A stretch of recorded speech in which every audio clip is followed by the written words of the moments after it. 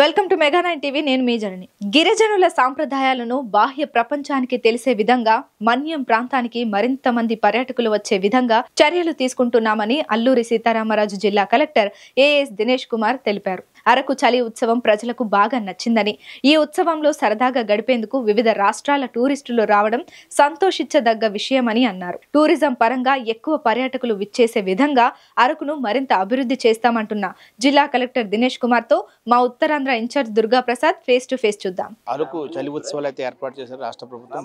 మనతో పాటు జిల్లా కలెక్టర్ ఉన్నారు. సో వారికి చేద్దాం. సార్, ఎలా నడుస్తుంది రెండో రోజు అండ్ మీరు ఎక్స్పెక్ట్ చేస్తున్న టూరిస్టులు ఏ విధంగా వచ్చారు అనుకున్నారు సార్? సో ఈ చలి ఉత్సవం ముఖ్యంగా చాలా రోజుల తర్వాత ఆల్మోస్ట్ 5-6 years తర్వాత మళ్ళీ రీఇంట్రొడ్యూస్ చేయడం జరిగింది. సో ఎస్టర్డే చాలా ఆర్టిస్టులు దాదాపుగా 7-8 డిఫరెంట్ స్టేట్స్ నుంచి వచ్చిన ఆర్టిస్టులు అందరూ చాలా బ్రహ్మాండంగా చేశారు. వచ్చిన ఆల్ ఆడియన్స్ అన్నీ కూడా చాలా ఎంజాయ్ చేశారు. అగైన్ ఇంకా ఇవాళ రేపటి కూడా lot of other activities been planned. So ఖచ్చితంగా ఫుడ్ ఫాల్స్ ఇవాళనే చాలా ఎక్కువ పెరిగింది. 20,000 మెంబర్స్ వరకు రేపు వస్తారని అనుకున్నాము. రేపు స్పెషల్గా ఒక మ్యూజిక్ బ్యాండ్ ఫ్రమ్ మంగళి గారు కూడా ప్లాన్ చేస్తున్నాము. So definitely there will be lot of attraction here. So ఖచ్చితంగా కొత్త విషయాలు, heli rides, hot air balloons, paragliding అట్లాంటి అడ్వెంచర్ యాక్టివిటీస్ అని ఇంట్రొడ్యూస్ చేసాము. ఇవాళ అరకు బొకే అని ఒక కాన్సెప్ట్ క్రియేట్ చేస్తున్నాము. సో ఫ్యూచర్లో బొకేకి అరకుకి ఒక స్పెషాలిటీ ఉండాలి. బొకే కోసము కంప్లీట్లీ న్యాచురల్ ఫామ్లో చేసినది కూడా ఇవాళ చేయడం జరుగుతుంది. సో మార్నింగ్ సైక్లిస్ట్ ఒక 20 మంది బోరా నుంచి ఇక్కడ రావడం జరిగింది. That's wonderful potential to bring out cycling track also in Araku.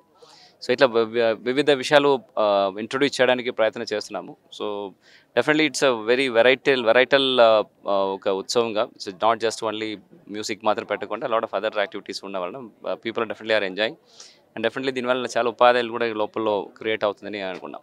ఇప్పుడు మీ స్టాల్ విజిట్ చేసినట్టు బ్యాంబూ సంబంధించి ఎట్లాంటి డెవలప్ చేయాలనుకుంటున్నారు? అంటే దాని మీద అవేర్నెస్ ఎలా కల్పించారు?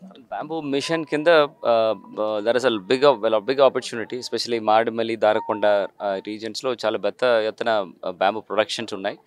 సో ఇప్పుడు వచ్చినది ఆరోవిల్ నుంచి ఒక టీం వచ్చేసి బ్యాంబూలో ఏమేమి చేయవచ్చు అని వాళ్ళకి షోకేస్ చేస్తున్నారు. So this is a good learning experience also.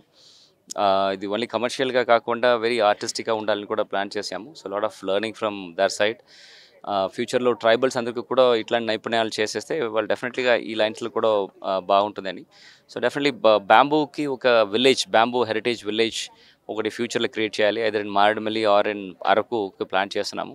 Definitely future వాళ్ళతో కోఆర్డినేట్ చేసుకొని ఇంకా ఇక్కడ అభివృద్ధికి ఏం తీసుకురావాలని ప్లాన్ చేయాలి. చాలా మంది టూరిస్టులు చెప్తున్నారు హెలీ రైడ్ ఇంకా కంటిన్యూ చేస్తే బాగుంటుంది రేపు కూడా, ఎందుకంటే ఆ లాంగ్ ప్లేస్ రావడం జరిగింది, ఆ టైం సరిపోవట్లేదు, రేపు కూడా ఉంటే బాగుంటుంది ఎక్స్పెక్ట్ చేస్తుంది. దాని మీద మీరు ఏం చెప్తారు సార్? So will try. వాళ్ళకి బేసిక్లీ క్లియరెన్సెస్, ఏరియల్ క్లియరెన్సెస్ ఇవాళ వరకే ఉంది. విల్ ట్రై రేపు కూడా తీసుకోవడానికి ట్రై చేసి ఎక్స్టెండ్ చేయడానికి ప్రయత్నం చేద్దాం.